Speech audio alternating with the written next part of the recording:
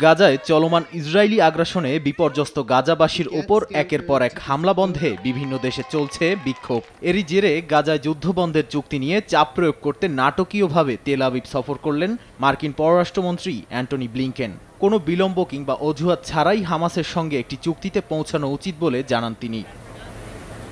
গাজায় চলমান আগ্রাসনের দায়ে ইসরায়েলি সরকার প্রধানের বিরুদ্ধে গ্রেপ্তারি পরোয়ানা জারি করা হলে আন্তর্জাতিক অপরাধ আদালতের অনেক বড় ভুল হবে বলে হুঁশিয়ারি দিয়েছে যুক্তরাষ্ট্র। নাম প্রকাশে অনিচ্ছুক এক মার্কিন কর্মকর্তার বরাতে এমনটাই জানায় মার্কিন সংবাদ মাধ্যম এক্সিওস।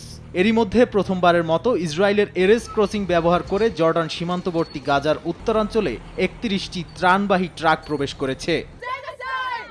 এদিকে বিশ্বব্যাপী বিশ্ববিদ্যালয়গুলোতে ফিলিস্তিনির পক্ষে চলমান বিক্ষোভের প্রতি সমর্থন জানাতে মধ্য গাজার দেইর আল বালা শহরে বিক্ষোভ করেছেন ফিলিস্তিনিরা। এ সময় বিক্ষোভকারীরা Columbia, UCLA, university of Minnesota এবং ইয়েলের মতো বিশ্ববিদ্যালয়ের নাম সহ ফিলিস্তিনি পতাকা হাতে জড়ো হন। বিকাশে কম খরচে ক্যাশ আউটের লিমিট বেড়ে 50,000, প্রিয় এজেন্টও 2টা।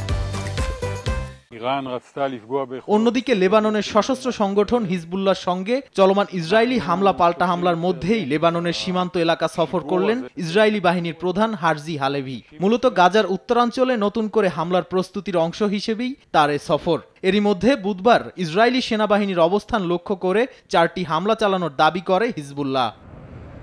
নাদিম মারজান, সময় সংবাদ।